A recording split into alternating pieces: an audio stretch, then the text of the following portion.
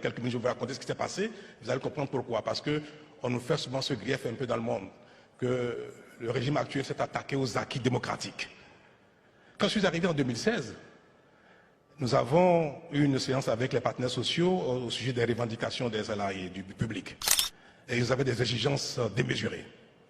Et je leur ai dit, vous regardez dans l'assiette, on n'a pas les moyens de satisfaire vos exigences. Le Bénin est un petit pays, nous collectons peu d'impôts, la pression fiscale est très faible par rapport au PIB. Je n'aime pas beaucoup ce mot pression fiscale, je préfère dire la contribution nationale fiscale. Trop faible.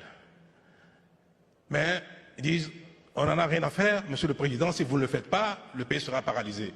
Je dis, je ne pense pas. À la fin de la séance, un des syndicalistes me dit, Monsieur le Président, vous allez finir par céder. Je dis, mais je vais bien, puisque j'aurai les moyens, dès que les moyens seront là, nous allons céder. Il me dit non. Quand il commencera par avoir des morts dans les hôpitaux, dans les maternités, Monsieur le Président, vous allez céder. Je regarde, je dis, ben, la séance est levée. C'était un lundi, et le mercredi, en Conseil des ministres, je dis aux membres du gouvernement, je vais arrêter de tout faire. Les routes, les hôpitaux, tout ça, de côté. On va attaquer au problème syndical, au problème des grèves. Nous allons légiférer pour réorganiser le droit de grève. Parce qu'un pays qui n'a pas de ressources, et dans lequel les quelques-uns, plutôt une minorité, mais utile, veut s'accaparer de tout ce qu'il y a, au détriment des investissements en matière d'école, de santé, de route et d'énergie et consorts, ce n'est pas admissible. Et nous avons, effectivement, j'ai rencontré les parlementaires, je les ai convaincus et nous avons légiféré. Et désormais au Bénin, la grève est interdite dans les secteurs vitaux comme la santé, la police, les pompiers, tout ce qui est concours à la survie des concitoyens. C'est interdit. Dans les autres secteurs, la grève est limitée à 2 jours maximum par mois et 10 jours par an. C'est vrai. C'est un recul par rapport aux acquis de démocratie. Mais vous savez, moi je n'ai pas l'ambition d'avoir une expression démocratique identique à la France. Je vais vous dire pourquoi. Je vois des gens qui sont choqués. Je vais vous dire pourquoi.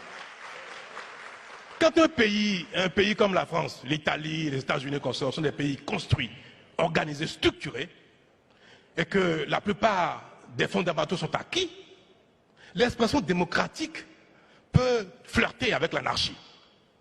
C'est pas grave, ça ne compromet pas la survie du pays. Moi j'ai vu ici les Gilets jaunes. J'ai vu combien ils ont été très agressifs, très forts dans leurs revendications. Cela caractérise la France désormais. Nous sommes dans un pays, où vous me permettez, où les gens votent pour élire un président, des parlementaires, pour légiférer, pour exécuter le programme pour lequel les gens ont été élus. Mais au même moment, chacun conteste à l'élu le droit d'agir tout seul. Tant que la loi qui a voté, ce qui est mise en œuvre n'est pas conforme à son aspiration personnelle, il dit niet et il conteste et il empêche. C'est de l'anarchie. Je ne vais pas donner de leçons aux Français. Mais je vais vous dire quoi. Je dis, une telle... Je vais finir. Je fais exprès de provoquer sur des sujets aussi sensibles. Et vous avez bien raison. Mais c'est juste. C'est juste pour que vous puissiez comprendre la problématique qui est la nôtre.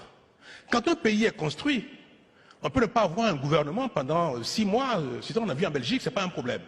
On peut contester tout ce qui se fait.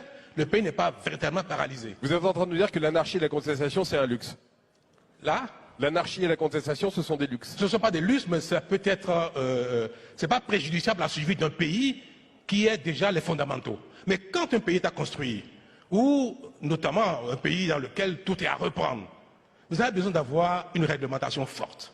Vous avez besoin que les gens respectent la loi, soient disciplinés. Et si l'expression démocratique qui doit s'exprimer, il ne faut pas souhaiter que ce soit pareil que ce qui est le cas dans les pays développés. C'est pour ça que le droit de grève tel que nous l'avons réformé au Bénin, on ne peut pas le faire en France. Parce que ce ne serait pas acceptable. Mais au Bénin, c'était devenu important, vital, primordial. Sinon, ce pays restera éternellement dans la pauvreté. Nous avons besoin de faire les efforts que vos parents, vos ancêtres ont fait il y a quelques années, quelques décennies, quelques siècles. La France a été construite par les efforts soutenus de vos ancêtres. Ce qui fait qu'aujourd'hui, vous avez quelque chose à partager et qui fait que vous avez besoin d'un système plus équilibré pour avoir un partage équilibré des choses. Les nôtres, dans nos pays, on n'a encore rien fait du tout. C'est maintenant que les Africains ont besoin de construire leur pays pour les générations à venir, ce qui permettra aux autres de demain d'être plus exigeants parce que les efforts ont été faits maintenant. Il faut le temps d'effort. Et c'est pour ça que je voudrais dire à tout le monde que le Bénin est dans cette phase. Et ce que je dis est largement partagé par les Béninois. Et je peux, avec beaucoup de plaisir, vous dire que c'est un autre pays, le Bénin. Et que ce pays a déjà les faveurs des investisseurs, de tous ceux qui viennent voir de près ce qui se passe.